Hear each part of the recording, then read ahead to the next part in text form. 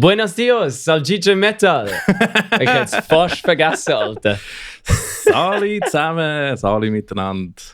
Heute machen wir unseren ersten Videopodcast. Ja, und ich werde mal schauen, die ganze Zeit hinten, weil wir einfach uns auf dem Bildschirm sehen. Ja, wahrscheinlich. Ich möchte jetzt nachher zu wechseln. Aber ja, wir machen heute eine Special Edition für Weihnachten. Was haben wir? Wir haben eine coole, ich habe den Baby Yoda und du hast... Ja, extra meine Weihnachtspanzer montiert da. Urgeil. Und ganz ehrlich, das Blöde ist, mit den Mützen können wir den Kopfhörer noch anziehen. Dann wir geschwind wechseln. Ja, wir machen das. Aber wenn wir es da, weißt du, wir können die sicher da hinten drauflegen. Oh, ja, gut. So. Jawohl, professionell haben wir das gelöst. Oh, das fühlt sich viel besser. Jawohl, jetzt hören wir uns. Hören wir uns. Hat schon was abpassen geschrieben. Leck, sehe ich beschissen aus. Oh, same. Anyway. Ja. Ich bin fett, Alter. So. Jo. Ja, das ist das Gute. Es gibt das Gute und Schlechte von Videopodcasts. Das Coole ist, wenn man über ein Thema redet, kann ich sonst das Bild reinfetzen. So wie Devin Townsend in den 90ern, wo wir vorher gerade geredet haben. Wenn ihr etwas Lustiges sehen wollt, googelt Devin Townsend in den 90s. Was google ich? Ich zeige es gerade auf dem Bild, weißt du? Ja. Es gibt sicher Copyright-Strikes. Ja, es gibt auch einen Grund, wieso ich eine Glatze hatte bei 2 Jahren, Junge. Weißt du, was mir jetzt auch gerade aufgefallen ist? Wir sind wieder mal sehr professionell gewesen. Soll ich Zeit überbrücken, während du unser Infosheet aufziehst? Oder Stimmt, ja, machen wir das. Das ist eine gute Idee. Genau. Du musst unsere Gesichter decken mit unserem Infosheet. Unsere Gesichter decken? Egal. Okay. Du, ich weiss nicht. Auf jeden Fall, ich schnurre mal schnell. Weil wir haben ja vor 2 Wochen letztes Mal einen Podcast aufgenommen. Yes. Und wir tun ja immer so ein bisschen recappen. Von dem her tue ich jetzt einfach mal kurz recappen. Weil in den letzten 2 Wochen ist nicht so viel passiert wie letztes Mal. Das stimmt, aber doch einiges. Wann haben wir das letzte Mal Podcast aufgenommen? Das ist vor 2 Wochen. Das ist am 25.10., glaube ich. Ist es 26? 11. Das ist am... Ist das am 11. gewesen? Ja, klar. Ich glaube, das ist in Bin ich am Abend vor einem Kraftklub-Konzert? Nein, warte, 2 Wochen. Ist Anfang September. Das war Morgen gewesen. Ich bin am Abend dann ans Kraftklub-Konzert. Genau. Können wir gerade anfangen damit? Ich bin, zum Glück habe ich noch als Schreiberling dürfen, als Kraftklub-Konzert. Weil, es ist jetzt nicht so Metal. Kennst du Kraftklub? Nein. Kennst du nicht? Nein, ist nicht so meins, glaube ich. Aber hast du Musik? Ist das Rap? Ist das so, was junge Dudes so, Rap nennen? Das ist nicht, was junge ist das, was Dudes, Kinder... Das ist nicht, was junge Dudes Rap nennen. Nein, das ist so The Hives. Sagt ihr das etwas? Rock? Das sind ja die schwedischen Rockbands. Und das ist so eine... Kraftklub ist so eine deutsche Band, wo also Musik geht so in den schwedischen Indie-Rock rein. Aber Texte sind so ure satirisch und zynisch und so ein bisschen halt einfach so ein bisschen, wir sind alle am Arsch und ein Song heisst «Zu jung für Rock'n'Roll», weil es darum geht, dass egal was wir machen, wir sind sowieso zu jung für Rock'n'Roll, weil ja, ganz ehrlich, was willst du als Metal-Band, als Rockband noch machen, wo irgendwie die Leute schockiert? Weil es ist alles schon da gewesen. Ich habe im Fall voll das falsche Bild von Kraftklub gehabt. Ich meine, das ist so eine deutsche Rap-Gruppe oder so. Weißt du wieso? Weil sie haben einen Song. Wo sie 500'000 Facebook-Likes hatten, haben sie einen Song rausgehört, der 500k heisst. Das ist so ein richtig stumpfer Hip-Hop-Beat. So ein richtig stumpfer Hip-Hop-Banger. Und der hat es einfach so gemacht, um quasi über Geld rappen, wie sie jetzt Money haben und so. Und ich probiere das jetzt auch gerade. Das ist cool, ja. Mit der Münze. Sieht sicher gut aus. Ja, Mann. Gut. Und auf jeden Fall, das ist der Song. Aber sonst, das ist einfach eine hure sicke Band. Das ist wirklich so ein richtiger Randale im Musik. Ja, dann muss ich mal checken im Fall. Also ich habe es nicht gekannt. Übrigens, sponsert uns vielleicht. Wir probieren heute das alkoholfreie Bier von Migros. No. Migros, wir wollen Geld vor. Hey, ich muss sagen, von allen alkoholfreien Bier, die ich probiert habe, gefallen mir die am besten. Ich habe noch nie gehabt, das ist mein erstes Mal. Gerade das Unboxing-Video. Ja, Mann. Wir hätten noch ein bisschen den Biss von normalen Bier. Und es ist immer noch alkoholfrei. Das ist geil. Ja, das ist wirklich gut. Jawohl. Das Ding... Du stehst gerade. Ah ja, voll. Ja, das ist, jetzt müssen wir... Hey, wir sollten aufhören... Ist das meine? Das ist meine, oder? Das ist diese, ja. Okay, wir sollten aufhören, die Kameras hier schauen. Ja, es ist wirklich schlimm. Es ist wirklich schlimm. Auf jeden Fall, alle, die jetzt das nur hören und nicht sehen, sind verdammt Arsch. Auf jeden Fall Kraftklub. Anyway, wir müssen wieder in Fahrt kommen. Kraftklub, ja, genau. Richtig solide Show gewesen, Alter. Einfach am Eskalieren. Sie haben hure funny, sie haben so ein Glücksrad aufgestellt. Dann hat jemand aus dem Publikum drehen, weil sie haben entweder einen Coversong gespielt, einen von 2 Songs, die sie nicht auf einem Album haben, oder eine Ziggy-Pause. Das ist eine coole Idee. Haben sie nur Ziggy-Pause gemacht die ganze Zeit? Nein, oder eine Ziggy-Pause, das ist dort drauf gestanden. Also wenn Ziggy-Pause gewesen wäre, hätte der Gitarrist eine Ziggy geraucht und nachher wäre es weitergegangen. Und er hätte nachher Stand-up Comedy gemacht oder so? Nein, ich weiß nicht, was gemacht hätten. Sie haben einen Song gespielt. Es war geil gewesen. Und es ist also die Halle 622, es ist überall Zeug rumgeflogen. Ist das die ehemalige Samsung? Nein, ist eine andere. Nein, das ist die in Oerlikon. Der Hall ist die neue Samsung Hall. Eben genau, ja, ich bin voll verwirrt. Ich habe noch zu wenig Konzerte in grossen Hallen. Ich bin immer entweder im Ebri oder im Dynamo oder irgendwo. Ja, du bist eben real, du bist nicht so wie ich. Ich bin Underground, Bruder. Du bist nicht so wie ich. Wie weißt du, so ein Hipster. Ja, du bist nicht so wie ich, der so Kraftclubs, so Sellout-Shows geht. Ja, das war geil gewesen. Ich bin auch nicht der Rockjournalist, so wie du, Bruder. Gut, das stimmt, aber ich wäre auch so gegangen. Also nein, wäre ich eben nicht, weil es ist ja ausverkauft gewesen und ich bin nur reingekommen, weil ich als Journalist noch Billett bekommen habe. Es ist so komisch mit Video. Danke vielmals, Mainland, danke vielmals. Es ist so komisch mit Video. Ja, es ist wirklich Film mich so beobachten. einfach mich anschauen. Ja, voll, das ist gut. Ja, das haben wir gemacht. Das ist super gewesen, das ist wirklich geschält. Kleines Recap in dem Fall. Du bist Kraftclub, ja, nehmen wir den weg. Ja, das kommt nicht gut. Du bist Kraftclub gewesen. Was hast du schon gemacht? Weil ich habe ehrlich gesagt nicht viel gemacht. Kraftclub, dann auch am 13. Dezember. Eines von meinen Highlights das Jahr. Absolut Highlight gewesen. Bleed From Within Konzert. Stimmt. Dude, Alter. Das ist ja mal der Ficker. Hey, die Band ist der absolute Hammer. Ich habe haben wir doch schon über Bury Tomorrow gesagt. Das ist eine der besten Metalcore-Bands. Wenn nicht die beste Metalcore-Band, die momentan spielt. Also, Bleed From Within ist mindestens gleich. Alter, das ist, die setzen ein hohes Level. Vor allem das Geilste ist, wenn du auf die Bühne kommst und nachher hast perfekten Metalcore mit perfektem Clean-Gesang, perfekte Stimme, perfekte Screams und nachher kommt er auf die Bühne, macht so eine Nase wie Switzerland. Weil sie ja Schotten sind. Schotten, ja. I need more movement.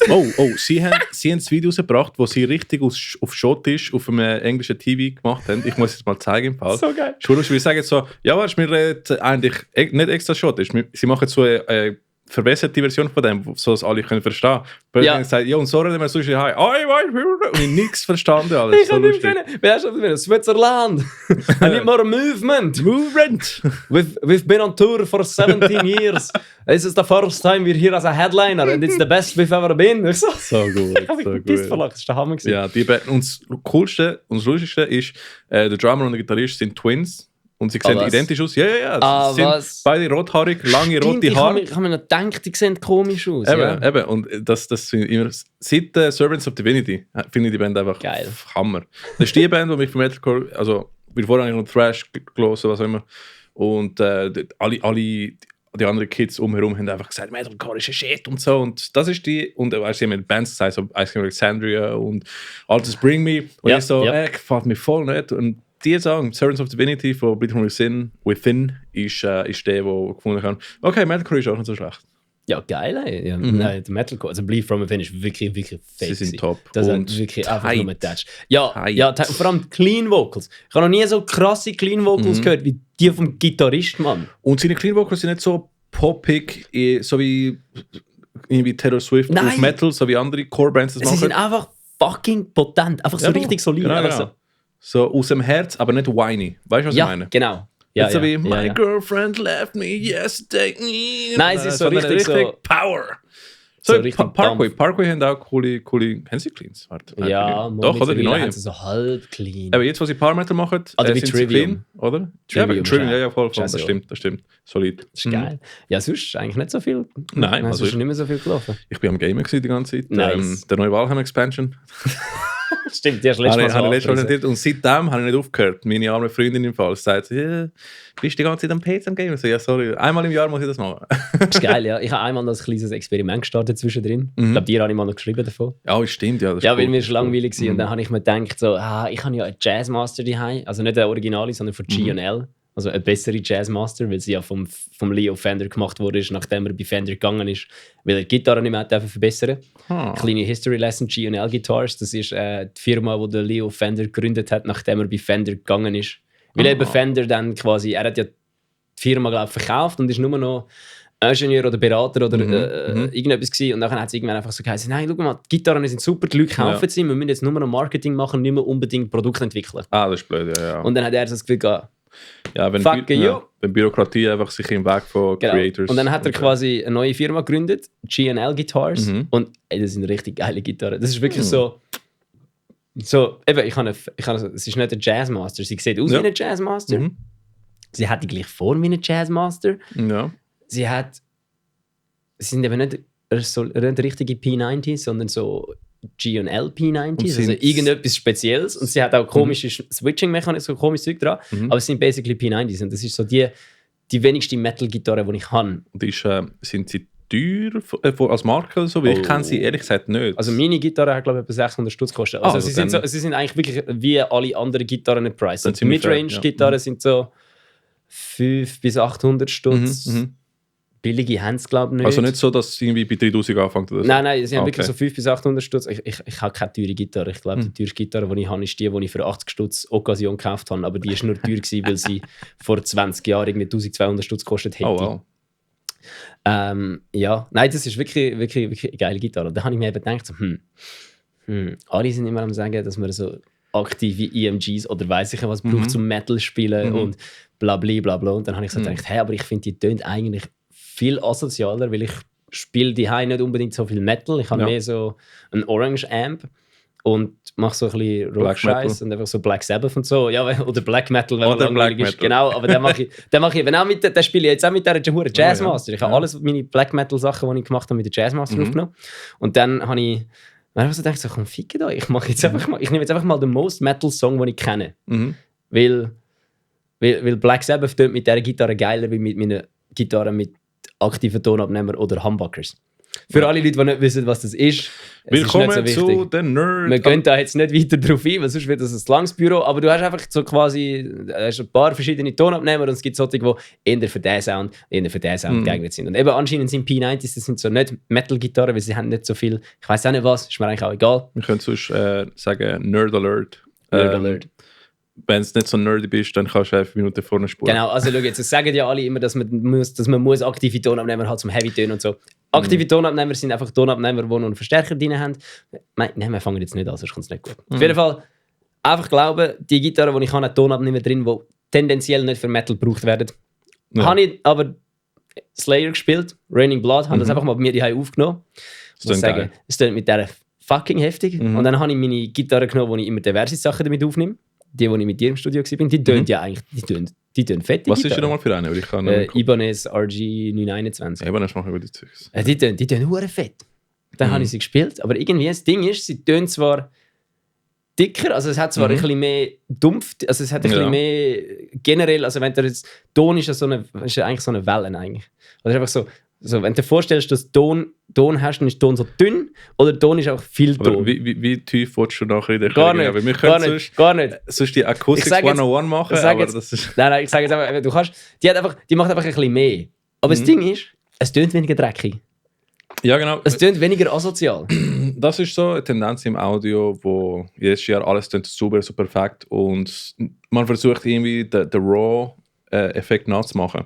Aber du könntest einfach sagen, hey, machen wir das einfach raw, wie sie es raw gemacht haben. Ja. Statt einfach alles clean aufnehmen und nachher einfach noch versuchen mit Distortion und mit irgendwie Overdrive und solchen Sachen irgendwie ich kann sagen, krasser machen oder unperfekter, oder? Weil die Basis von Metal Rocks ist Unperfektion. Es soll unperfekt tönen. Genau. Und mit den heutigen Mitteln ist alles digital, du kannst alles so perfekt machen.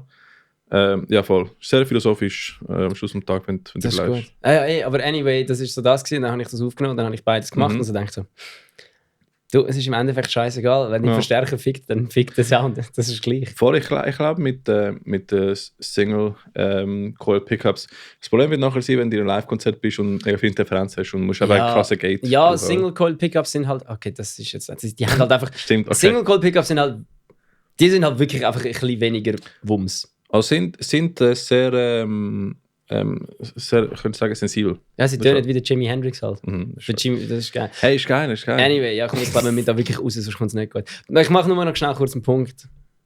P90? Nein, aber wegen eben, man muss aktive Tonabnehmer haben. Muss man nicht. Nein. Man nicht. Voll. Ja, wir müssen wirklich aufpassen, dass wir nicht in Tech-Talk reingehen. Machen wir schon irgendwann, das kommt dann. Nachher sind wir einfach eine halbe Stunde einfach über 200 Folgen machen wir das auch so. Völlig am Eskalieren. Nein, gut.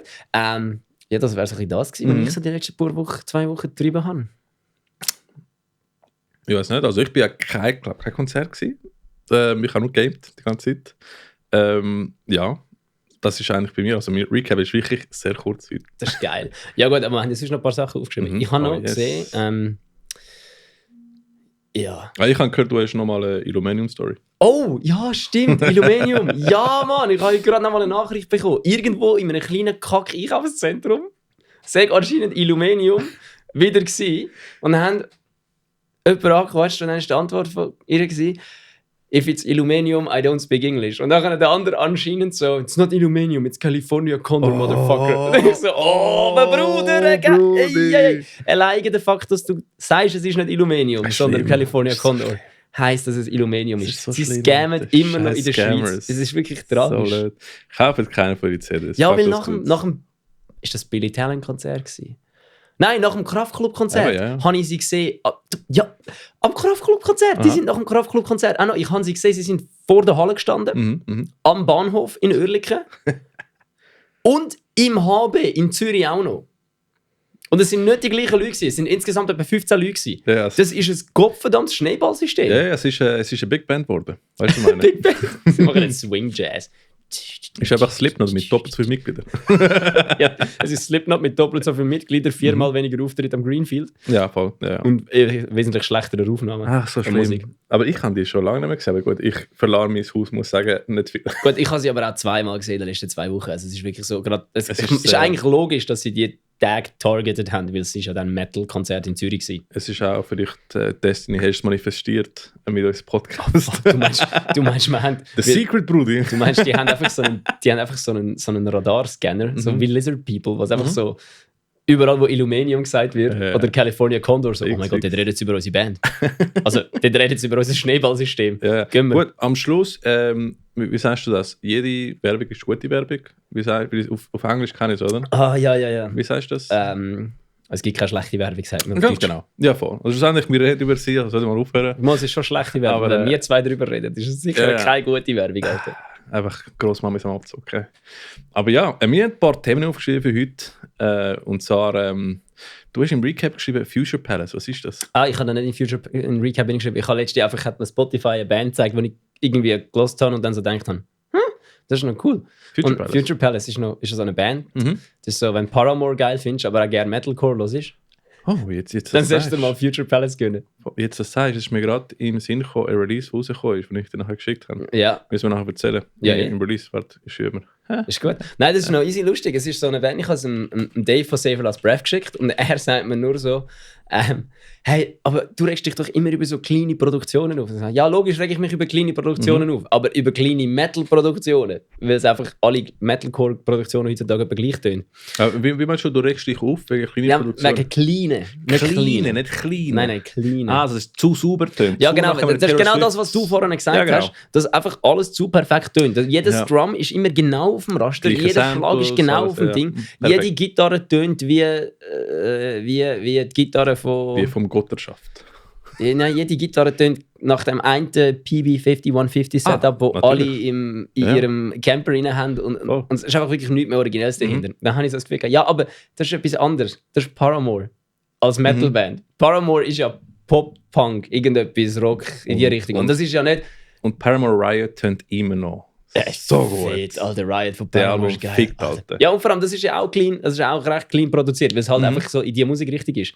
Darum habe ich gesagt, das ist okay. Von dem her, falls ihr Paramore geil findet und Metalcore hört, checkt das mal aus. Sie spielen auch mal mit Perican Festival in Zürich nächstes Jahr. Finde ich geil. Wann ist die Perican? In April oder was? Ja, irgendwann, glaube ich, ja. Da müssen wir nachher nächste Episode mal erwähnen. Ja, ich weiß auch nicht, was nicht. Das Perican Festival ist genug groß. Voll. Aber ich glaube, ich habe den Line-Up gesehen und es zeigt mir nicht viel an. Ich glaube es. Und Ghost Inside halt. Ja, ich kenne es, ich habe es mal gelost, aber weißt du, wenn die Connection noch nicht mit der Band gemacht haben? Übrigens, jetzt kommt mir gerade im Sinn, wir haben in der letzten Woche über Zero Ardor geredet. Ja. Und ich habe dann gesagt, ja, weißt du, es gibt Bands, die ich noch nicht verstehe. Vielleicht ist es der falsche Zeitpunkt. Jetzt hast du es verstanden, ja? Zeit. Warte schnell. Und ich habe es mir auch gut überlegt, nachdem ich das gesagt habe. Und du hast mir etwas geschickt, und zwar eine Live-Performance von Zero Ardor mit 2 Backing-Sängern. Das Video, du hast mir 2 Videos geschickt. Einmal, erzähl mal, was ist das? Ich habe eins, das habe ich vom Dave von Save Last Breath bekommen, schickt mir einfach so, einfach so ein Timestamp, hey Alter, singt dir dort deine Mutter? Und ich so, hey, what the fuck, Alter? Und sie ist am irgendeinem Festival in Frankreich gewesen, glaube ich. Und dann kommt jetzt so der Refrain, der andere steht mit der Gitarre, steht das Mikrofon an und dann hörst du wirklich einfach, es tönt 1:1, wie wenn er einfach deine Mutter sagen würde. Vielleicht hat er alles gesagt. Das ist so funny. Es ist gut möglich, dass er einfach das gesagt hat. Ich glaube, er könnte einfach Leute trollen. Fix. Weil ich habe einen Podcast von ihm gesehen, er ist ein lustiger Dude, also ich glaube, er würde das machen. Ja, vor allem in Frankreich, was keiner versteht. So gut. Nein, und du hast mir aber geschickt, auch von Live-Performance, wo er 2 Backing-Sänger gemacht hat, die live die Backing-Vocals gemacht haben. Habe ich dir die geschickt? Ich glaube, du hast mir auch geschickt. Oder ich habe es nachher... Du hast sie mir geschickt. Stimmt, durch dem Video, wo du mir geschickt hast, bin ich nachher in den Rabbit Hole von Leonardo gegangen. Ja. Ich habe das ganze Konzert nachher durchgeschaut und ich so, wow, langsam verstehe ich es. Weil, wenn du den Song hörst auf Spotify, habe ich nicht so richtig Connection machen. Wenn ich es live gesehen habe, ist es ein bisschen stärker gewesen und ich fand, wow, okay. Und Götterdämmerung, es ist einfach so ein catchy Hook, oder? Der Götterdämmerung, oder irgend so etwas. Und das Problem ist, ich habe es einmal gelost und ich hatte einen Ohrwurm für fucking 4 Tage gehabt. Der Götterdämmerung, und ich so, fuck, man, dann habe ich es einfach mehrmals los und dann habe ich mein Auto los.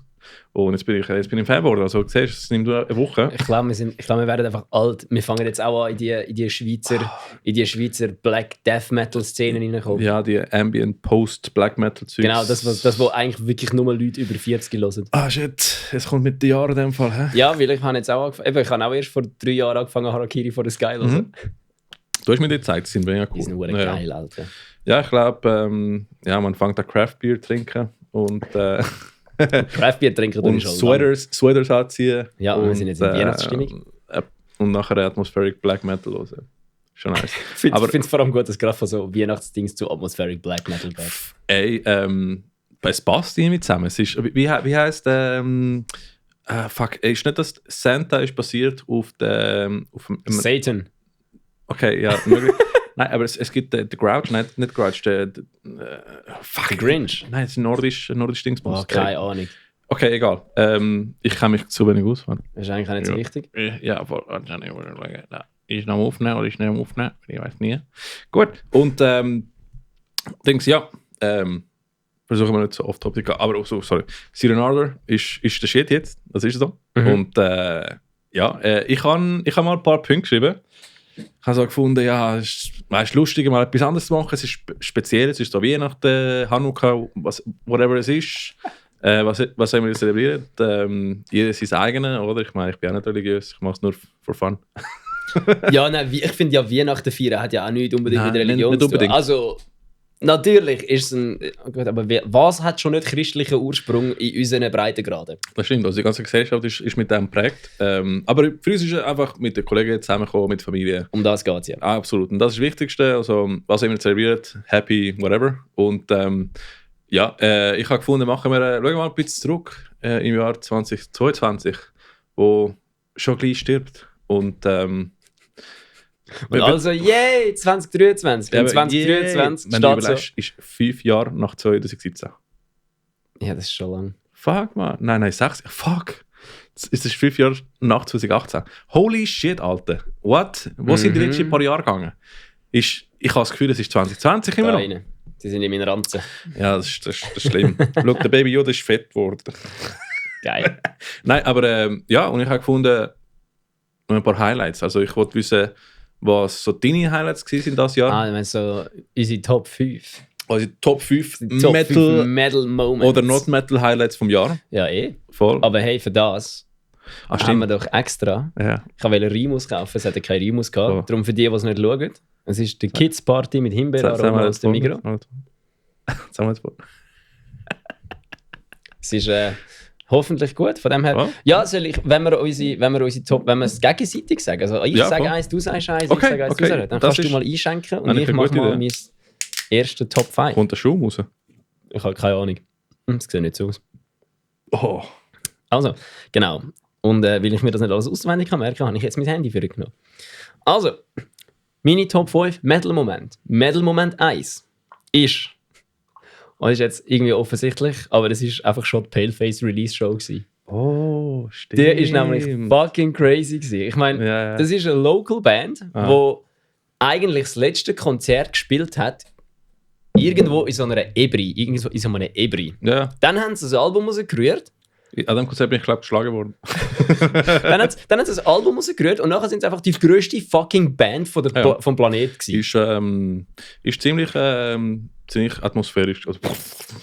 Also es ist fucking crazy. Rakete. Das ist wirklich crazy. Und nachher kommt einfach die Show. eben so eine Schweizer Local Band. Und Vorband ist einfach Landmarks 1056.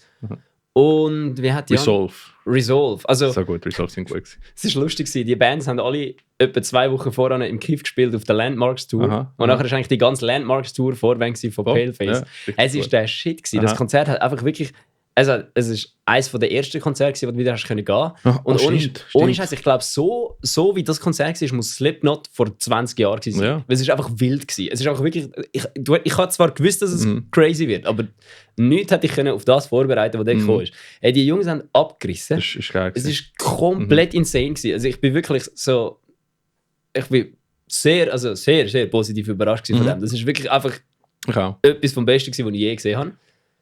Auch wenn du im Mischpult hinten dich hast müssen aktiv verteidigen gegen... gegen so... Schlager. Gegen die deutschen Schlagerfans. Die Schlagerfans. Also das sind jetzt die Schlagerfans. Gegen die Schlagerfans, finde ich guten Namen. Nein, wirklich, das Konzert war der Hammer gewesen. Halt einfach vielleicht... gut, da kann ein Paleface nichts dafür, aber jetzt einfach... Falls du das hörst und du gehst auch mit dem Pit 15-jährige Mädchen schlagen, mach das doch einfach nicht. Das ist nicht so cool. Ich meine, das ist nicht so cool. Oh. Alright, hey, haben wir anstoßen? Sorry, ja. Cheers für 2022 und gutes 2023. Ja? Okay, es ist saugrusig. Das ist nicht gut. Leck mich am Arsch, ist das hässlich. Boah, nie mehr. Rimus for the win. Ich gebe es nachher meine Hunde. Alright. Ja, was ist dein erster Top 5 Moment? Hey, aber sonst zum Paleface-Konzert, das war definitiv sehr cool gewesen. Und was cool, so wie du gesagt hast, es ist einer der ersten Konzerte, wo wirklich hast können normal ausgehen ohne Maske und so Zeugs. Ja, es ist nichts mehr gewesen. Es war nichts mehr gewesen. Und du hast wirklich alle gesehen aus der Metal-Szene von allen Bands, die du kennst. Und das ist cool, so, wow, du bist dort. Das stimmt, das habe ich vergessen. Das ist jetzt, was du sagst, am Konzert von Landmarks voran. Hey, ich bin dort das Konzert an und ich bin eigentlich 2 Stunden lang damit beschäftigt, irgendwelchen Leuten heute zu sagen, die du seit 2 Jahren nicht mehr gesehen hast, weil du einfach nicht mehr nach Konzert gegangen bist. Das ist wirklich so. Einfach High-Fives überall und so, hey, wirklich. Es war wirklich High-Fives und Stage-Dives gewesen. Absolut. Das ist es. Es ist cool gewesen. Jetzt muss ich auch überlegen, Highlights von mir. Einerseits, ich muss sagen, ich bin ja an dem Konzert mit Dropout Kings gegangen. Und das war einer von meinen Highlights von dieses Jahr. Geil. Weil ihr natürlich super gespielt und Kids in Cages haben, glaube ich. Musst nicht lügen, kannst sagen, dass Dropout Kings die Shit sind. Kids in Cages haben auch gespielt, sind auch gewesen, aber Dropout Kings haben mir einfach aus meine Hosen runtergefallen, als ich die gesehen habe. Die sind so gut gewesen. Und weißt du was? Glitchgang ist jetzt mein Wecker. Also meine Freundin hasst schon Glitchgang. Ich wache jeden Tag auf mit dem Black Cat Bill einfach am Singen. Das ist einfach... der Hammer, Alter, der Hammer. Ich muss mal bald ändern, weil sonst will ich den Song hassen. Und ich liebe Glitchgang. Und Trouble Kings sind der Shit gewesen, Undeniable, hure geil. Und das ist einer von meinen Highlights. Geil. Guter Wecker-Tipp habe ich auch noch. Broken Bones von Anti-Flag. Super Wecker. Kann man machen. Ja. Genau, ja, okay. Oder der von Not Loose, der Arf Arf. Das wäre schon geil. Yes. Aber ja, erzähl mal ein anderes Highlight von dir. Meine ist schon genau, also mit 2 Teilen. Also wir machen nachher noch Band-Highlights. Also unsere persönlichen, wir machen jetzt zuerst unsere 5 eigenen und dann noch so 3 Band-Highlights. Shit, kann ich mir so viel vorbereiten? Also ich kann, ja. Also okay. Anyway, das schaffen wir schon, da können wir durch. Und das zweite Highlight war, das war zwar später im Jahr, aber es ist mir einfach gerade in den Kopf gekommen. Parkway Drive Konzert. Es war das erste Mal, wo ich als Journalist an ein Konzert durfte. Und es ist das erste Mal gewesen? Ja. Also vorher habe ich noch nie, ich habe ja während Covid angefangen mit dem. Und dann habe ich 1, 2 CD-Reviews geschrieben, aber nicht Konzert. Okay.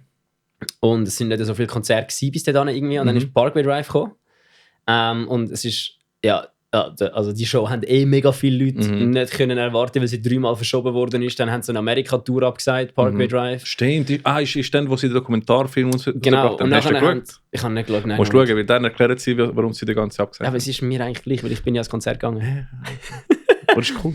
Ist geil. Ja, ich schaue ihn schon mal noch. Und dann habe ich dort verschrieben und dann hat es wirklich die Show, ich meine, Lorna Shore war, eben nicht gerade meine Musik, aber fett. Stimmt. Dann While She Sleeps auch verfickt ein Abriss ist. Also sorry, das ist einfach insane. While She Sleeps ist krass. Und dann Parkway Drive mit ihrer fetten, perfekten Bühnenshow. Es war wirklich einfach ein perfektes Konzert gewesen.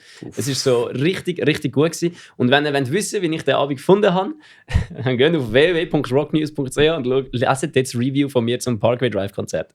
Machen das. Genau. Link ist wahrscheinlich da auf YouTube. Link ist da auf YouTube. Oder jetzt das, was ich vorher gesagt habe, wir das halt eintippen, ihr faulen Sicher. Hey, wenn ich da jetzt fange an zu sagen, so Link over here, ich werde so lange haben mit dem Video-Editing. Ich will nicht.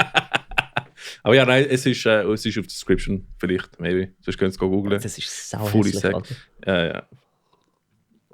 Komm, for the gag, I shall drink. Wir müssen einfach das Glas fertig trinken, dass wir es gesagt haben, dass wir nicht Food Waste betrieben haben. Es ist so grusig. Es tut mir so leid für Kinder. Ja, trinkt lieber alkoholfreies Bier.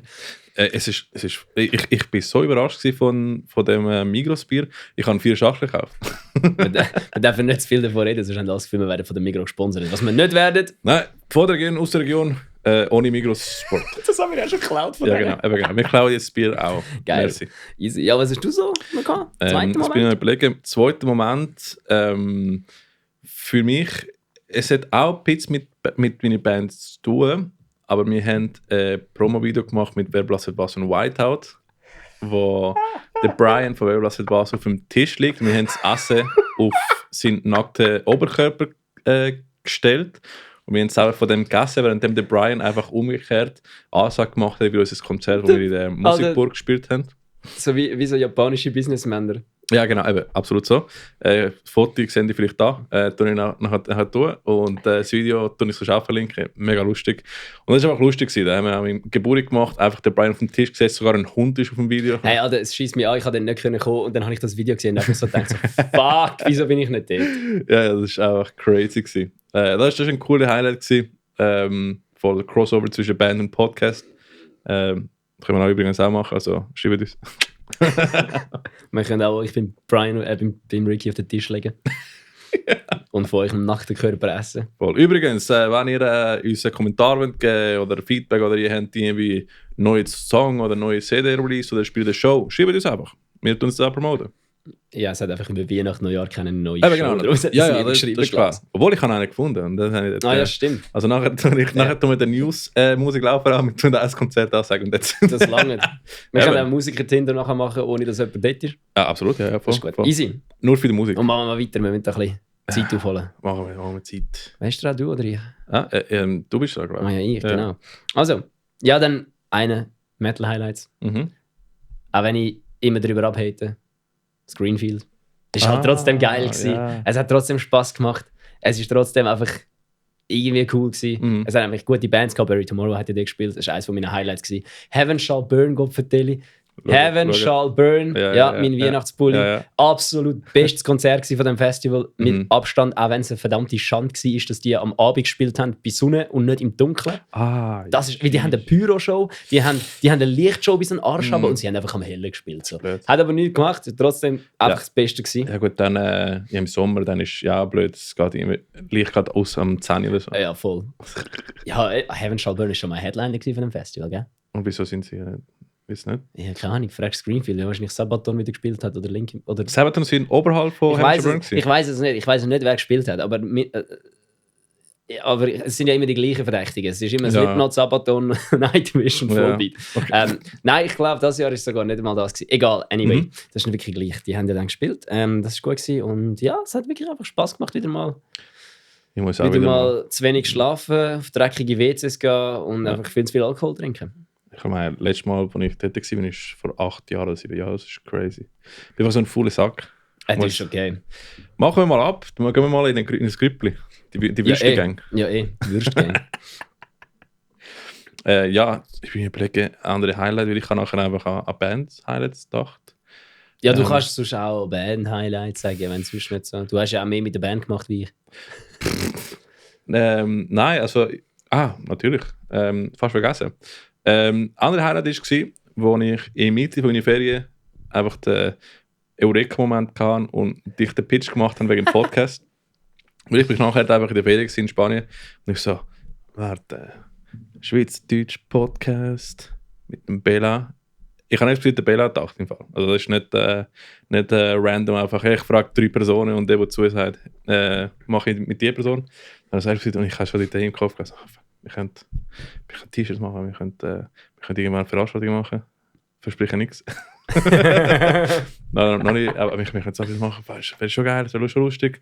Einfach über Metal reden und Konzerte bewerben und releasen und so. Das kann ich einfach selber gerne hören, oder? So, weil amigs geht Zeug so verloren im Facebook-Algorithmus und Instagram-Algorithmus und da kommst du irgendwie nichts mehr mit. Also, Ziel Nummer 1 war so, dass ich zurückhören kann, um zu wissen, wann ein Konzert kommen. Weil ich einfach so schlimm bin mit der Planung. Und das war ein Highlight für mich, weil ich bin voll aufgeregt und so, wow, fuck. Und ich habe irgendwie, glaube die ganze Woche, also ich bin die ganze Woche einfach mit der Idee im Kopf gewesen, bis ich die nachher Sprachnachricht gemacht habe. Und ich so habe mir überlegt, oh, das könnte wir machen, das könnten wir auch machen. Oh, das Logo wäre so geil. Und dann habe ich geschrieben und jetzt machen wir es. Kapitel 4. Jawohl. Das ist Kapitel 4. Chapter 4, the final solution. Nein, warte, ja, ist nicht Kapitel 3. Ist nicht Chapter 3 the final solution gewesen. I don't know. Okay, gut. Aber ja, das war ein Highlight von mich gewesen. Und das Highlight, dass ich darf den Podcast mit uns machen. Mit uns, mit euch, mit alle. Nice. Ich finde es lustig, ich finde es richtig geil und ich habe immer einfach voll Bock auf das. Irgendwie. Das habe ich voll verhängt, dass das passiert ist. Also nicht, dass es passiert ist, aber ich kann es nicht als... Ja, wie wir sind ja... Weißt du, darum, ich habe da jetzt mal einen Podcast, das ist so gut. Nein, dann, was habe ich noch? Also, was ich als Highlight von mir war, das neue Calicon-Album, Eternia. Gott vertelle, ist das gut. Ich meine, es ist das Architects-Album rausgekommen, das sehr gut ist. Dann ist 2 Wochen später das Calicon-Album rausgekommen und ich habe eigentlich literally nichts mehr anders gehört, außer das Calicon-Album. Das ist richtig fett. Meine Frage ist, weißt du, die sind Deutsche. Und in einen spanischen Namen genommen. Das heisst eigentlich Callejon. Sie tun es extra auch falsch sagen. Ich weiß nicht, sie können wahrscheinlich einfach kein Deutsch, also kein Spanisch. Wenn jemand einfach das Namen nimmt in eine andere Sprache und man tut es falsch aussprechen, es macht so einen Cringe. So, ja, logisch, aber es ist noch besser, wie ich es ausspreche, weil ich sage immer Selegion. Welche? Selegion. Selegion? Ja. Wer ist es? Ja, Calicon. Aha. Selegion? Ja, ich kann nicht einmal das falsch aussprechen, weil das macht mich so Internet. Wenn zum Beispiel Spanisch- oder englisch sprechende Bands Namen auf Deutsch schreiben oder so Black Metal Bands und nachher dann sie aussprechen so Ja, I get it. Get it. Aber Callejon sind cool, aber ich kann so parieren mit deutschen Texten. Ich höre es und ist so wie ist cool, aber es ist so wie deutscher Rap. Ja, das ist so, aber die Musik. Ja, Musik ist absolut krass. Musik ist absolut krass. Wirklich Bombenalbum. Wirklich besser als früher. Nein, die sind geil. Die sind heftig. Aber ja, dann überlegen. Highlights. Ich muss sagen, also der Save Last Breath und Lost Track haben mir schon einen grossen Eindruck hinterlegt. Insbesondere Save Last Breath, weil ich halt so ein Fanboy bin. Und das war cool gewesen. Übrigens, ich habe gesehen, Logify wird das 15-jährige Jubiläum feiern. 15 Jahre, Alter, what the fuck? 15 Jahre Lotterify. Das ist crazy. 12 Jahre Save Last Breath. Knapp 10 Jahre Versus.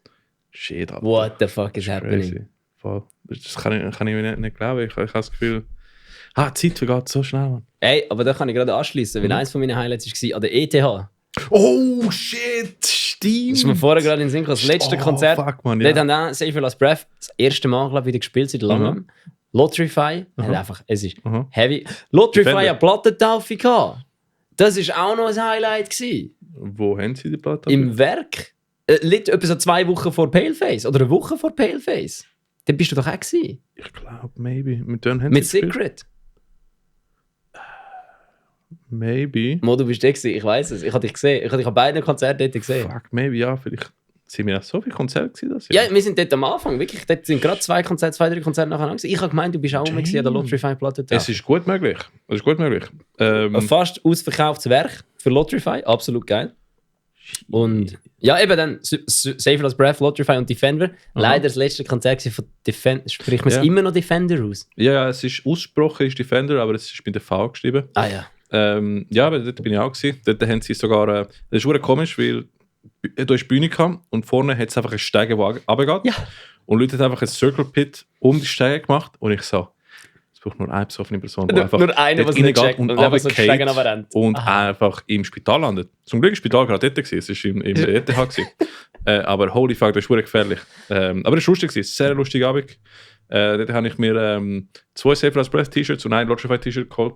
Das ist geil. Es war wirklich geil gewesen. Es war das letzte Konzert von Defender gewesen. Man hat nicht gewusst, dass es das letzte Konzert von Defender ist. Aber das war das letzte Konzert von Defender gewesen.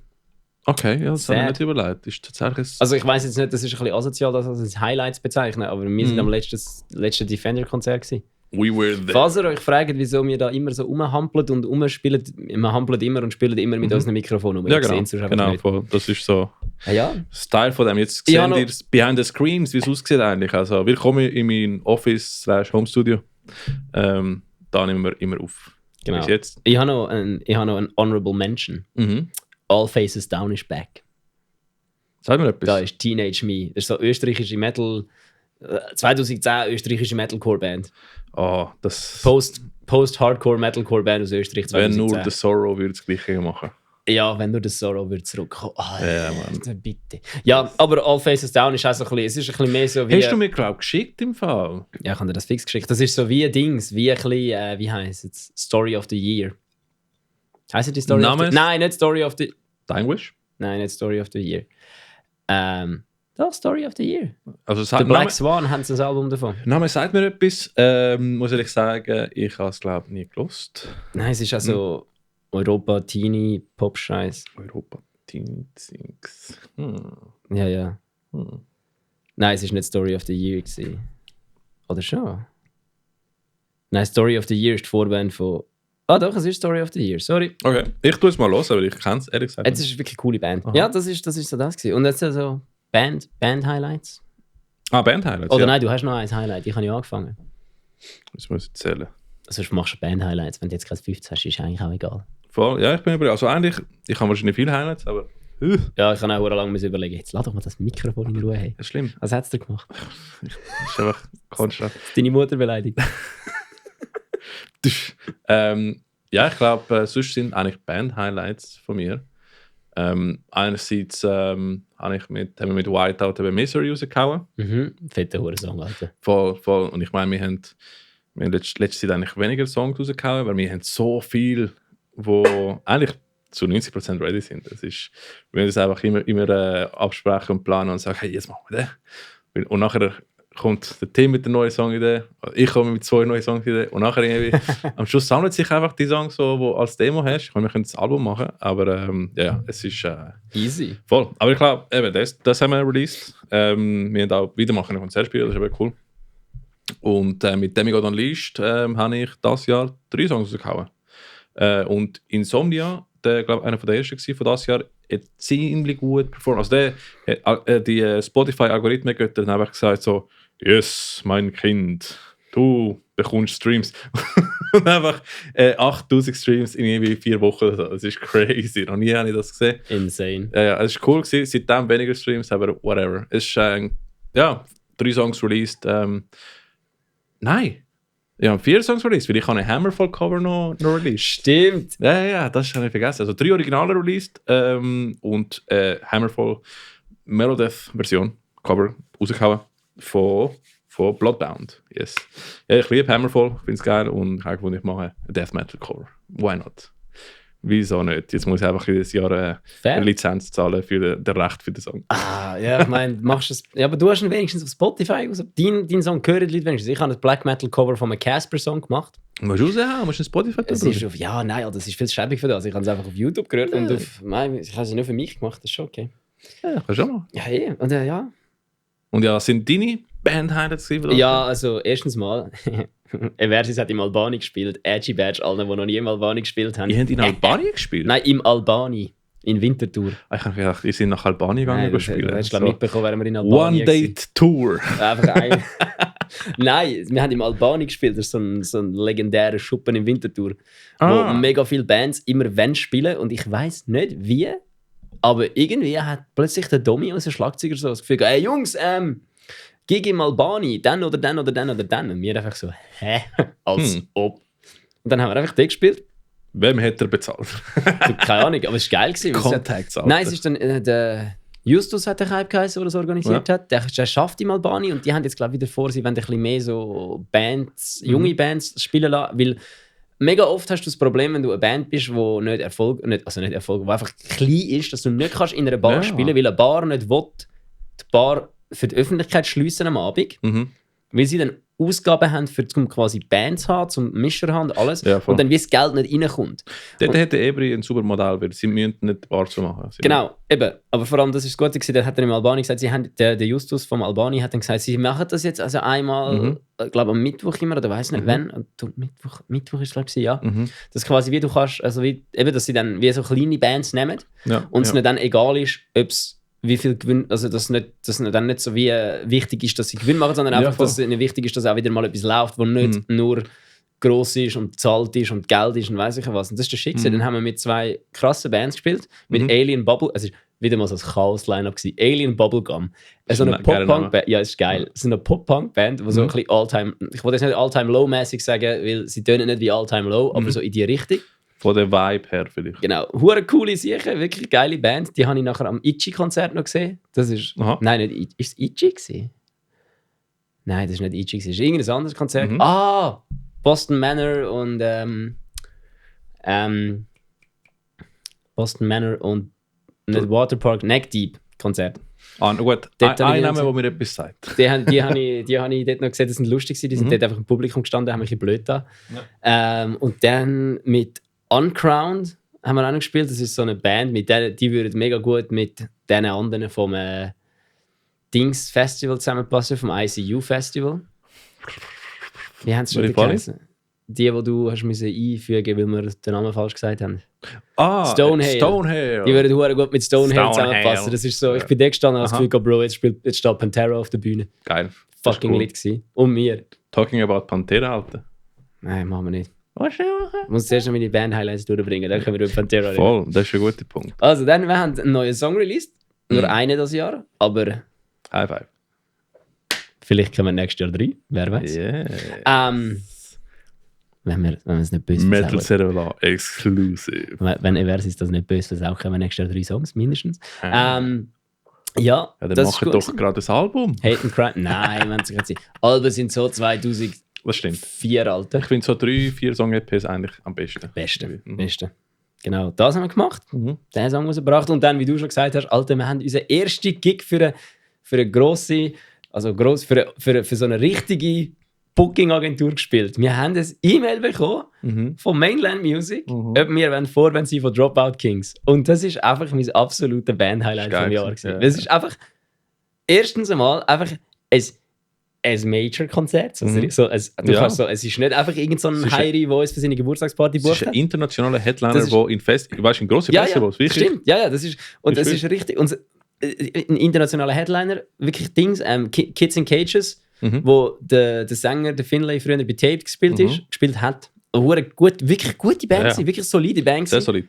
Dann haben wir gespielt, das ist so, ich weiß jetzt nicht, wie es war, ich kann es nicht beurteilen. Und dann kommt einfach so Dropout Kings und ich hatte ein bisschen Angst gehabt, weil ich habe schon 2-3 Mal bin ich mit Save Last Breath mit, also Konzerte, wo sie größere Bands unterstützt haben und einfach jedes Mal sind die Bands komplette Dickheads gewesen. Kann ich. Komplette Dickheads. Ja. So wirklich einfach so. Nicht einmal so, weißt, ich verstehe es ja, wenn einfach nicht mit dem Support Act redest, weil einfach halt, ich meine, logisch, du bist eine Band, du hast deine Kollegen und du musst nicht immer neue Leute kennenlernen.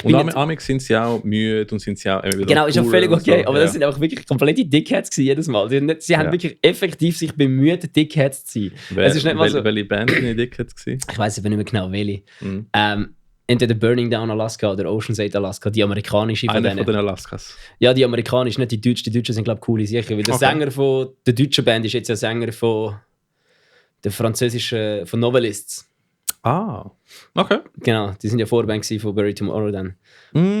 Ja, das. Das sind so richtige Dickheads gewesen. Das hinterlässt schon einen coolen Eindruck, wenn die Bands, die für den öffnest, oder? Coole Dudes sind. Alter, Dropout Kings sind der Shit gewesen. Die sind so high gewesen. Die sind wirklich einfach... Wir sind hinterher gekommen und ich frage sie so, ob ich mein Zeug da anlegen und er schaut mich an so, for sure, man! Just put your stuff here! There's enough place! Und dann siehst du einfach so einen Joint anbauen. Man, this is great here! This is great! Switzerland is amazing! This is great! Und ich so, schau so, es ist etwa der dritte... Also, keine Ahnung. Und dann hat sich etwa 4-mal noch einen Joint gerollt und dann irgendwann kommt so der Gitarrist um die Ecke. Der hat ein bisschen ausgesehen wie so ein Chad. Aber es ist eine geile Sicht, weil er schaut mich so an, so. Hat mir so einen Becher an, ich laufe so zum Kühlschrank, also ich bin einfach zum Kühlschrank gelaufen, weil ich etwas wollte trinken und dann schaue ich so, hey, can you bring the Coke? Und ich so, ja and a cup. Und ich so, okay, bring so Becher und Gocki und dann lernt er mir einfach Jack Daniels im Becher und so selber so Gocki reinfüllen. Und dann dann ein bisschen gesoffen. So, der Sänger hat so eine Leuchtweste gefunden. Das ist und sag ich, am Anfang, wo ich am Konzert gekommen bin, ich habe gedacht, es ist ein random Dude, der einfach so eine Weste hatte. Ich habe nicht gewusst, dass Sänger von Dropout Kings, weil ich auch die Band nicht kennt. Ich bin wegen euch gegangen, oder? Und einfach ein Dude, der die ganze Zeit auch so gemacht hat. Ich muss mir vorstellen, dass ich die Leuchtweste angelegt. Er ist irgendwann mal oben im Dynamo raus auf die Straße den Verkehr regeln. Sie haben es gefilmt, er ist einfach mit der Leuchtweste auf die Straße den Verkehr regeln. Der ist so ein lustiger. Ja, vor allem, der ist so high und besoffen gewesen. Junge, seine Augen am Konzert ist so, yo, wie high bist du, Bruder? Ja, der ist so how high. So. Ja. Und nachher ist einfach so, ja. Ja, die Antwort war ja gewesen. Aber top performed. Ja, das war das Kränkste gewesen. Die sind alle, außer glaube der Schlagzeuger, sind besoffen und bekifft gewesen. Bis am Bach runter. Aber es war die tighteste Show gewesen, die ich je gesehen habe. So tight. Und vor allem Dropout Kings haben einfach, die haben kein In-Ear gehabt. Was? Die haben kein In-Ear gehabt. Was? Die haben keinen Mischer gehabt. What? Und nur die Backline, die sie mitgenommen haben. Also ein Amp. Die sind crazy. Die sind crazy. Das ist insane, wenn du überlegst, das geht nicht. Du kannst nicht so tight sein. Und ich glaube, der Drummer hat einfach ein Clip drin gehabt. Ja. Aber der Rest von der Band hat einfach nur Ohrenstöpsel drin gehabt. Und dann nicht mal gute. Einfach so die billigen, die sie im Dynamo verteilen. Fuck, Alter, das habe ich nicht gedacht. Shit. Es war völlig crazy gewesen. Das ist wirklich... Das ist nicht in Ordnung gewesen, was das für ein Konzert war, Alter. Es ist abgegangen. Es hat wirklich geklopft und tätscht bis oben. Aber die haben eine Energie gehabt. Ich weiss nicht, wie du... Ich habe schon viele bekiffte Leute gesehen. Aber ich habe noch nie bekiffte Leute gesehen, die sich benehmen wie das Duracell-Häsli. Ich glaube, ich weiss, wo der Sänger, der Black Cat Bill, so schlank und Abs hat, weil er ist einfach am Gumpen die ganze Zeit. Von hier bis dort, der rennt. Ich so, yo, er macht Cardio jeden Abend. Ja, das ist schlimm. Er ist auch im Backstage die ganze Zeit irgendwie so ein bisschen...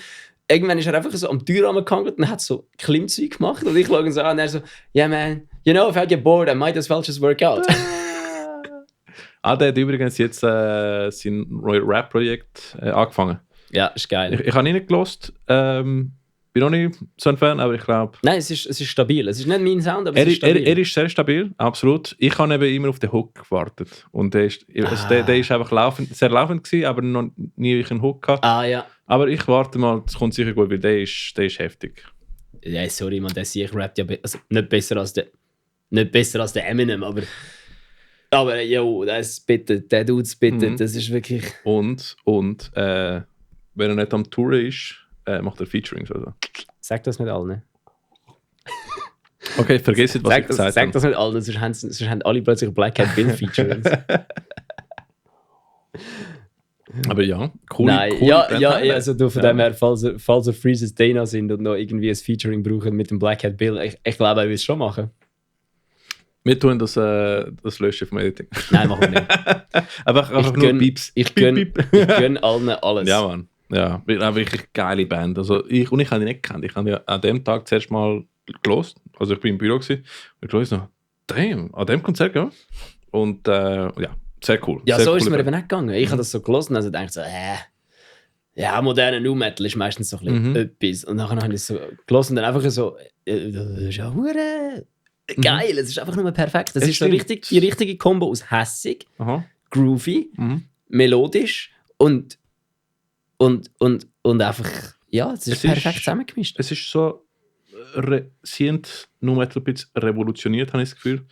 Weil irgendwie ist es nicht so wie normales Nu Metal. Sie haben wirklich eine schöne Blend gemacht von den verschiedenen Elementen. Und modernisiert in dem Sinn. Schlussendlich. Ja. Ist nicht so... Es ist moderner als der moderne Nu Metal, wo Sacred und Mind Collision machen. Sie machen die andere Art, sie sind ein bisschen mehr auf der... Trap-Schiene eigentlich. Sagen wir so, die Jungs von Mind Collision und Freestyle machen Oldschool Nu Metal.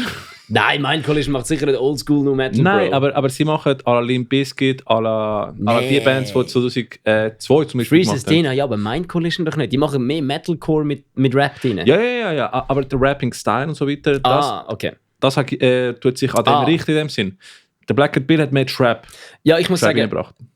Dropout Kings ist mehr Hip-Hop wie Metal. Ja, genau. Ja, das stimmt. Es ist eher eine Hip-Hop-Gruppe, die Metal macht, als eine Metal-Band, die mit Hip-Hop Genau, weil alle anderen Nu-Metal-Bands, inklusive Versi, sind eigentlich eine Metal-Band. Die Basis ist Metal. Wo Hip-Hop reinnimmt. Und recht. Sie sind eigentlich ein Hip-Hop-Act, wo Metal reinnimmt. Genau. Also, ja, das ist ja völlig recht. Das macht Sinn, definitiv. Eben, brutal geile Band, gehen Sie hören, richtig cool. Ja, voll. Einfach wirklich richtig heftig gewesen. Yes. Und anschließend zu dem eigentlich, was gibt es Spannendes im 2023, würde ich gerne ankündigen. Oder kannst du auch sagen, was ist, weißt nicht alles, was geplant ist, nicht, wo du versprechen musst. Hast du ja schon gesagt, 3 Songs.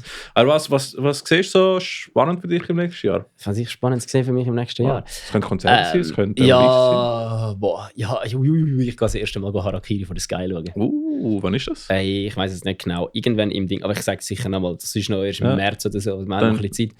Dann sagst du, ja, da wollte ich vielleicht mit. Fix, Alter, gehen wir. Der Ding, der eine Kollege aus Baden kommt auch mit, da können wir alle zusammenfahren. Cool. Ja, cool. Harakiri von der Sky. Mit wem spielen die? Ich meine, das ist das Winter-Mesuf, glaube ich, oder irgendetwas Mesuf-Konzert. Das ist ein Konzert, das vom Mesuf organisiert wird. Aber nicht der Mesuf ist nein, jetzt, nein. Das Winter-Mesuf ist jetzt, glaube ich, gerade gewesen, oder jetzt, ich weiß es nicht. Ja, beim Mesuf muss ich auch lesen und so, das sind kritische Bands, die kann ich keine von denen. Ich habe eine gesehen, ich habe Aborted mal im Mesuf gesehen und sind so einen Eindruck hinterlegt. Geil. Weil ich habe gemeint, Blotschadon, weiß nicht, ob du kennst, für die Alten spielen, sind aber am Tour mit Aborted und genau an dem Abend bin ich gegangen, sie haben nicht gespielt. So. Ja, schade. Ja, aber schade. Coole Band. Ja, nein, das ist dann, was ist noch? Ich kann sicher viel snowboarden. Ich habe mir jetzt noch ein Mountainbike gekauft. Nummer, wie viel hast du jetzt? Jetzt habe ich 3. Schlimmer als Gitarre, Alter. Ja, vor allem sind es teurer als Gitarre. Das. Und sonst, was ist noch? Ja, eben, wir machen wahrscheinlich 3 Songs mit der Versis, sicher. Wir spielen am 25. März mit 25. März oder April? März, glaube ich. März. 25.3. spielen wir mit Foreign, Invoker, Another Approach und Save Lost Breath im Werk 21. Das wird der Ficker. Ja, Betrayers of Kamigawa. Jawohl, vielleicht spielen wir um die Zeit sonst noch ein Konzert. Mit der Band, die ich schon mal erwähnt habe in diesem Podcast. Nice. Wer weiß. Ja, so das und sonst. Bei dir so? Hey, bei mir einerseits endlich gehe ich was will ich das Konzert? Trivium, August Burns Red. Oh, Trivium, Heaven Shall Burn und Malevolence. August Burns Red ist nicht dort, ne? Nein. Heaven Shall Burn, Trivium und Malevolence. Malevolence, Alter. Fucking heavy. Und das Coole ist, als ich ursprünglich die Tickets gekauft habe, habe ich Malevolence nicht gekannt. Und mittlerweile seit dem letzten Album, ich bin so ein Fanboy von dem. Das ist eine der besten Bands ever. Oh, wirklich? Oh, no shit. Die habe ich mal in Wiel gesehen. Das war irgend so ein Hardcore-Festival. Im Gare de Lyon. Aha. Und Comeback Kid war Headliner und alles und einfach so Malevolence dort. Und das sind die 2 Bands, die wir rausgestochen sind. Wegen Comeback Kid sind wir dort hin. Und Malevolence habe ich irgendwie geil gefunden. Wegen Malevolence bin ich jetzt Beaten am Hören. Es ist Malevolence und Throne. Throne ist auch eine sicke Band, die muss ich dir zeigen. Ist ein Holy fucking Balls. Ich gestern einfach Freunde einfach mit Beatdown, Breakdowns im Auto einfach genervt. Nein, es ist sehr damit gefeiert, aber es ist auch so, boah, der ist auch geil. Und Landmarks, keine Ahnung, weil Malevolence sind einfach so tasty Riffs, so geile Grooves, so geile Clean Vocals. Es ist einfach, es ist der ganze Paket. Malevolence haben vor allem Riffs, die du noch nicht gehört hast. Auch ein bisschen Pantera-mäßig zum Teil. Ja, sie haben Riffs, die du noch nicht gehört hast. Sie haben Screams, die du nicht so oft hörst in die Richtung. Und sie haben Clean Vocals, die du noch nicht gehört hast. Genau, weil du hörst nicht von jeder Band so die Clean Vocals, die die macht. Sie sind sehr raspy, Sie sind sehr raspy, sehr anders. Das ist wirklich gut. So ein bisschen tiefer, ein bisschen, aber geil. Aber ist so wie, ich sag so, es ist so wie ein Old Sailor, der einfach am Singen ist. Ja, Mann, das könnte sein. Ja, die sind Engländer, oder? Ja, ich habe mal gemeint, sie sind Belgier, aber sie sind Engländer. Ich habe gemeint, sie sind Amerikaner. So, die sind von der UK. Stimmt, die Diskussion haben wir gehabt. Sie sind Amis, sie sind Belgier. Jungs, sie sind Engländer. Das ist crazy. Ja, also sehr coole Band. Voll, also das sehe ich so. Ich kann Tom Segura schauen. Ich auch, ja. Stimmt. Ich kann Tom Segura schauen. Ja, jetzt gehen wir Tom Segura schauen. Und sonst, ich muss sagen, ich würde schon gerne wieder an ein Festival gehen. Ich weiß aber noch nicht, an welchem. Wie ist es? Weil ich habe gesehen, Greenfield ist ausverkauft, aber wahrscheinlich kommt die zweite Greenfield Runde. Ist sicher nicht ausverkauft. Oder habe ich fast gelesen? Ja, ich glaube schon. Habe ich Wacken gesehen in dem Fall? Nein, du hast Campingplatz gesehen, wo ausverkauft, also den Wohnwagenplatz gesehen, wo ausverkauft sind. Bin ich dumm. Also dann... Nein, es ist einfach verdammt blöd gemacht. Ich habe auch gemeint, es ist verdammt komisch. Gehst du schon Greenfield? Vielleicht, ich weiß nicht, ich glaube es. Also 100%ig lande ich wieder dort, aber ich will es jetzt nicht vorhaben. Ja, sonst machen wir das Grüppli. Genau, Ja, das geht doch gut, genau. Cool. Und jetzt Yes, haben wir es langsam durch, oder? Ja, ich glaube, wir haben mit dem Intro. Jetzt können wir ein bisschen... Das war nicht das Intro, das war der Recap. Ja, das war der Recap, voll. Ja, dann würde ich sagen, machen wir noch schnell die News und dann verpissen wir uns, oder? Yes, dann gut. Super. Also, dann demnächst kommt News. 3, mach mal du. 3, 2, 1, finish him. Metal Servola, breaking news.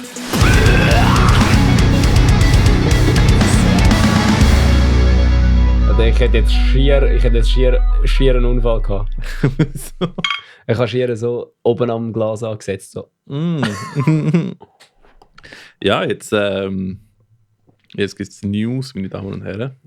Jawohl. Was haben wir da cooles? Ah, stimmt. Wir haben einen Kommentar von jemandem in einem von unseren Posts bekommen. Er hat gesagt, hey, look, Greenfield ist cool, aber schau mal den Rock the Lakes Lineup. Der sieht eben, wir haben vorher gerade gesagt, Hamish Burner nicht als Headliner. Was ist das für das?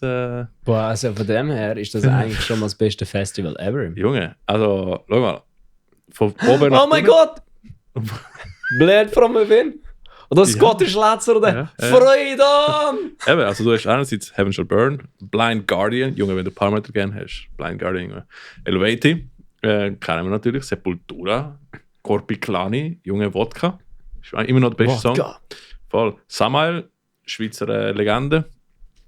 Fiddler's Green, keine Ahnung. Ah, das kennt ihr für dich. Das ist, Okay. Fiddler's Green ist so, kennst du Dropkick Murphys oder Flogging Molly? Das ist so etwas in die Richtung. Das ist, glaube ich, auch eine Irish Band. Der Name macht Sinn Ja, jetzt. Fiddler's Green ist auch so eine Irish Band. Ist der Shit. Ist auch Musik zum einfach trinken. Kiss and Dynamite, kennst Das ist doch so eine Boomer-Band. du? Es tönt nach Rock. Es ist, glaube ich, so eine Schweizer Boomer-Band. Ich bin mir Okay. aber nicht sicher. Okay. Dann. Ja, es ist schon Rock, ja. Fit for an Autopsy. Kennst Das ist doch der Dude, der alles produziert, oder? du? Ja, der Josh Wilbur, glaube ich. Nein, der heißt nicht Josh. Ich glaube mal doch. Ich glaube, das ist der Josh Wilbur. Nein, der heißt anders. Auf jeden Fall, der hat. Ich weiß, was du meinst. Wenn Metalcore und Hardcore los ist, hat der Bassist oder Schlagzeuger von dieser Band alles produziert. Sänger, was ist er? Ich, Gitarrist, glaube ich. Gitarrist, das kann auch sein. Er hat das neue Comeback-Hit-Zeug produziert. Sorry, ich bin blöd. Will Putney. Ja, der Will Putney, genau. Wer ist jetzt Josh Wilbur wieder? Putney, heißt er Putney? Putney. Will Putta. Josh Wilbur ist ein anderer Musikproduzent. Ich kann dich verwechseln. Gut. Ich nenne ihn aber jetzt Will Putta. Will Putney. Putney. Krasser Producer. Und die machen sehr coole Musik. Er ist der Rick Rubin von Metal. Absolut. Ja. Aber das ist einfach ein kleines Problem, weil der Rick Rubin ist schon der Rick Rubin von Metal. Das stimmt, ja, voll. Aber ja, Geil. das ist der Sohn von Rick Rubin im Metal. Genau, dann Bleed From Within. Mm. Switzerland, baby. we need more movement. Oh, ich habe Movement. etwas vergessen. Ich habe das Konzert vergessen, wo ich war. Welche? Hat meine Freundin mitgeschleppt. Wie heisst es? Dead Poets Society war die Vorband. Ist das nicht ein Film gewesen? Das war auch ein Film und ein Buch, aber dort, die sind Vorband, der hat den Sänger. Der Film ist ja mit Robin Williams gewesen, nicht? Ja, genau. Der Sänger hat aber ausgesehen wie der Wie der kennst du Townsend Scrubs? in den 90er. Nein, kennst du Scrubs? Ja. Kennst du den Elliot, ihren Freund, der Delfin-Trainer ist?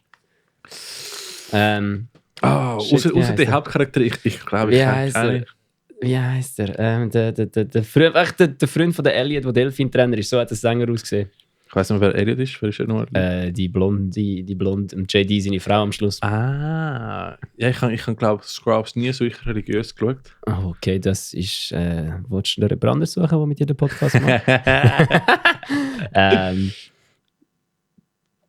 Das ist. Wer ist die Band gewesen? Das ist. Fuck, ich werde geschlagen. Also Dead Poets Society war einer gewesen. Okay. Okay. Das andere ist. Dead Poets Society, Konzert in Zürich. Wer ist der Headliner gewesen? Shit, Alter. Was ist das gewesen? 5 minutes later. 5 minutes later. I will probably not figure this one out until now. Aber ja, mach das schnell weiter mit dem Line-Up. Ich finde es Okay, also, du findest raus. Dann Blackbriar, kenne ich nicht. Dreamshade kennen wir schon. Sehr coole Band. aus der Schweiz. Die sind irgendwie mega gross in Asien. Ich habe gesehen, sie haben Touren gemacht in China und so, und wo die Pumpe voll war. Und so, damn, ich habe mit denen zusammenspielen in 2013, 14, mit Robos haben wir gespielt. Und Save for Last Breath, das habe ich schon mal gefragt. Ist das Konzert gewesen? Im Planet 5? Und mit Searching for Diamonds. Yes, ja Mann, Searching for Diamonds, Save for Last Breath. Ja, aber das ist geil gewesen. Voll. Searching for Diamonds, die Band, die mir die Hälfte von Mitgliedern geklaut haben für Whiteout. Stimmt, der Mike war auch der gewesen. Ja, der war kurz der gewesen und... Ja, der Mike ist dort hier und dann haben sie sich aufgelöst. Ich wollte jetzt nicht sagen, dass der Mike seine Schuld ist, aber es ist ein Mike seine Schuld. We will never know. We will never know. Bad Flower hat die Band geheißen, die andere. Bad Flower? Ja. Also nicht Mehl, sondern Blumen. Ist so teeny, also irgendwie, ich meinte, meiner Meinung nach ist das so teeny Musik. Weil ich habe gemeint, es hat mega viele so Teenie-Mädchen, die so auf Alternative Rock stehen. Es hat alles dort gehabt. Goth-Chicks, E-Girls, mich. Ist das eine neue Demografik von einer die Uni. Irgendwelche 40-Jährigen. Männer mit so komischen Hemden, irgendwelche Businessleute. Es war irgendwie alles dort. Das ist eine krasse Demographic, Bruder. Es war lustig. Es ist vor allem noch ein gutes Konzert. Ich habe es nicht mal schlecht gefunden. Ich habe es zwar nicht gekannt, aber ich habe gedacht, ich gehe jetzt mal. Und, also ich gehe mit und es ist noch cool gewesen. Geil. Kann man sich geben, ja. Boah, in dem Fall. Ja, dann Dreamshade. Das ist eine coole Band. Sorry, ich habe wieder reingeschissen. Alles gut. Silverdust, kennst du? Drogen. Gut. Also ist es Drogen? Ich weiß nicht. Gibt es nicht eine Droge, die Silverdust heißt? Ist das Stardust? Nein. Ich weiß, was du meinst, aber es ist nicht das. Nein, Angel Dust. Angel Dust, genau. Deep Sun, die kann ich sogar. Das ist Melodic Gothic Metal aus der Schweiz. Okay, geil. Und Second Rain kann ich nicht. Kannst du? Und dann gibt es noch ein weitere Headliner, der announced wird. 5 Subliners, die noch announced werden. Und 3 Bands zum Announcen, zum Openen. Falls jemand von Rock Lakes da mitlässt. Ich kenne eine coole No-Metal-Band, die gerne dabei sein. Ich kenne eine coole Metalcore-Band, die da muss dabei sein. Einfach, dass man es nicht selber sagt. Einfach geschrieben. Genau. Das ist, es ist nicht es ist nicht Eigenwerbung. Wenn der andere sagt. Genau. Darum sind wir das Zweite in diesem Podcast. Das ist der einzige Grund, wieso er nicht den Mic genommen hat. Perfekt. Weil dann einfach einer kann weiter pitchen. Und nachher, das ist vom 18. bis 20. August 2023, das Line im Vaduz. Nein, Vaduz ist ein anderes Land. Das ist Valamand. Wad. In Wad. Lake Morat. In Wod. Hey, es sieht verdammt geil aus. Wir müssen vielleicht dort hingehen. Ja, es sieht schon geil aus. Mal schauen, ja. Switzerland's Most Beautiful Metal Festival. Junge, als ich das aufgemacht habe, ist so, wow. Das ist eine grosse Nummer. Ja, voll. Und es kommen noch weitere Bands. Also ich bin sehr, sehr aufgeregt. Sieht geil aus.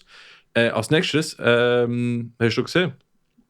Irony of Fate machen einen Videoshoot. Nein, habe ich nicht gesehen. Hast du nicht gesehen? Da siehst du eben genau den Algorithmus auf Facebook und Instagram. Da siehst du nicht die wichtigen Sachen. Irony of Fate machen jetzt Konzert zusammen mit einem Videoshoot. Oder? Im Bruch Brothers. Voll. Heisst, wenn du willst, auf einem neuen Irony of Fate Video dabei sein, machen wir mit. Ja, ich habe leider den von PSP verpasst, weil ich in der Ferien war. Dort bin ich auch in der Ferien. Ich bin vom Surfen heimgekommen. Ja, voll. Ja, da wäre ich auch gerne dabei gewesen, aber wir können jetzt im Irony of Fate Videoshoot dabei sein. Geil. Und ist es Konzert plus jetzt müssen wir nur schauen, dass der Brian und der Josh nicht dort sind. Nein, machen wir alles. Weil dann haben wir jetzt ihren Podcast bei Paleface und unseren Podcast bei Irony of Fate. Stimmt, du siehst oder wenn sie dort sind, schauen wir, dass wir einfach so eine Schlägerei stagen. Fix. Das wäre fucking funny. Ja, aber nein, also ja, die sind fix dort im Fall. 100%. Also es wird lustig. Kommt vorbei. Es wird geil. Samstag, 4. Februar im The Bruch Brothers im Bruch oder Brutsch oder Brutsch oder was auch immer. Keine Ahnung, Alter. Weiß auch nicht, wie du es aussprichst. Am 4. Februar in Luzern ist es, glaube ich, ja. Jo. Es sieht spannend aus. Und ich kann nachher, weißt, ich sehe einfach so random Facebook- oder Insta-Posts und ich kann nicht selber suchen und ich habe so gesehen, es gibt ein gewisses Festival. Es sieht cool aus. Ich habe eine fun Story zu dem. Also erzähl mal. Also es ist das Mettlerfield Festival 2023. Es sieht wirklich cool aus und irgendwie ist Eversis, also wir sind mit Eversis dem Festival gefolgt. Und da habe ich einfach mal Scheiß einfach so geschrieben, hey, darf man sich bei euch bewerben? Und sie so, ja macht doch, schickt uns ein E-Mail. Ich, E-Mail geschickt, nicht zurückgekommen.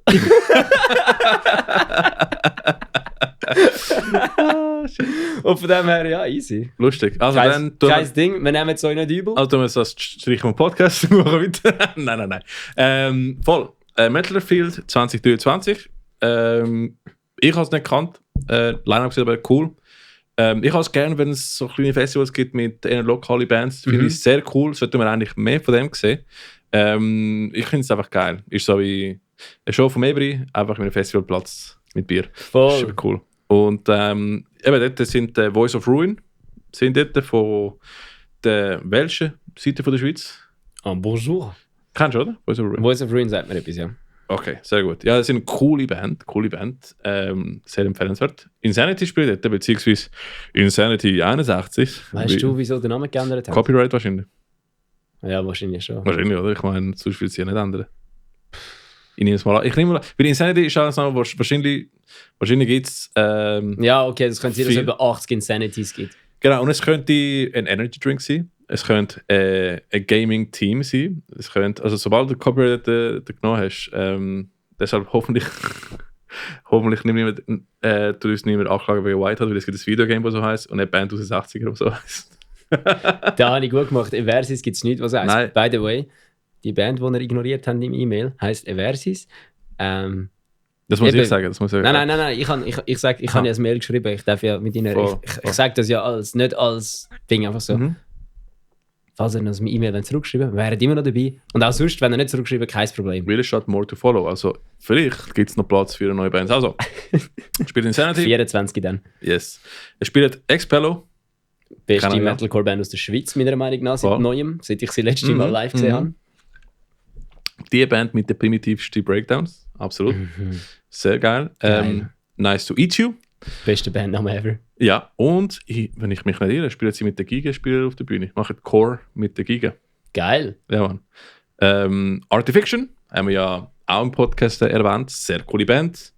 Und ja, sehr coole Leute. Voltage Arc kenne ich nicht, muss ich sagen. PNB, keine Ahnung, kenne ich nicht. Wofür steht PNB jetzt? Ich wollte wissen. Porn and Butter, sage ich jetzt einfach. Ich habe fast gemeint Peanut Butter in etwas, aber es ist PNB. Peanut and Butter. Ja. Porn and Butter. Porn and Butter, vielleicht. Also PNB heisst. Und nachher kommt der beste Name von allen Bands. Justice League. Also, wenn das nicht eine Coverband von Justice League Intros und Marvel-Zeugs, weil das sind separate Sachen. Der Josh würde ich mich töten, wenn ich das sage. Ist für mich aber genau das gleiche Scheiß. Von dem her habe ich jetzt nicht gesagt. Nächstes, der Headliner sind die Avengers. Wenn die Leute nicht mit Justice League Cosplay auf die Bühne kommen, im Fall. Das wäre schon cool. Wie gesagt, mehr Bands kommen nachher später dazu. Aber ich habe gefunden, ich habe es mal geschwind gesehen. Es sieht sehr cool aus. Fängt sogar schon am Donnerstagabend mit Party. Und nachher Freitag, Samstag. Sehr cool. Oh, wait. Das ist der Timetable von letztes Jahr. Deshalb. Wer hat das Jahr gespielt? Final Story. Final Story, Deep Sun, haben wir vorher gerade gehört. Wanna Rust, sehr cool. Accelerator, haben wir ja gesehen, wo der Josh gespielt hat. Ja, stimmt. Moment of Madness, sehr coole Basler Band. Broken Fate, Swordpoint, auch sehr coole Bands. Royal Isolation. Coole Bands. DJ. Voll. Und DJ. Und Duo. Egal. Coole Bands haben dort gespielt. Coole Bands werden im nächsten Jahr spielen. Also könnt ihr checken. Es ist am... wann ist es? 22. bis irgendetwas. Das ist von das Jahr gewesen. Ich weiß nicht, ob es gleich ist. Es steht nicht dort, das ist das Problem. Das ist das Problem, wieso steht es nicht? Komm, sollen es selber herausfinden, wenn es ist. Da. Wir haben keine Zeit. 22. bis 25. Juni 2023 in Mühlau, Aargau. Alle Festivals sind im Aargau, Gottverdeli. Ja, Mann. Sind wir im guten Ort gelandet, da im Aargau. Hä? Ja. Also. Was haben wir sonst noch zu bieten? Wir müssen eine Tiefung machen, wir verlieren die Leute. Nein, das ist schon gut.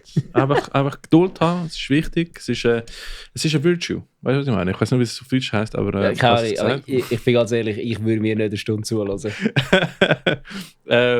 Ja, zum Glück bin ich nicht alleine in dem Podcast, dann ist nicht so langweilig. Wir haben ich habe gerade aufgeschrieben von Releases, während wir den Intro gehabt haben, weil wir haben über Paramore geredet. Und ich habe dir einen Song weitergeleitet, den ich gelost habe, wo ich auch gefunden wow, geil. Und zwar Her Name Was Claire haben einen neuen Song released, ein bisschen balladenmäßig, aber immer noch hart. Wie heißt der Song? Sorry, ich has ja dir geschickt, aber das ich kann... Professionalität in Person, ich weiß es nämlich selber auch nicht. Jetzt seht ihr auch live, wie es sonst so läuft. Ich bin immer shit am googlen. Aber es hat mir eben einen Eindruck hinterleitet, der Song. Es ist so gut.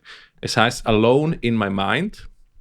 Weil da ist die Band, eben der mir den Song geschickt hat, ist der Luke, der Gitarrist und Produzent von der Band. Und ich muss sagen, es haben mir richtig Paramore-Vibes gegeben. Und richtig cool. Production ist on point, also hey, Kudos, richtig geiler Song. Gehen Sie hören. Ich glaube, die Zukunft von den Damen und Herren in dieser Band ist gross. Stabil. Ja, stabil, Bruder. Stabil. Voll. Also ich sehe das Potenzial top.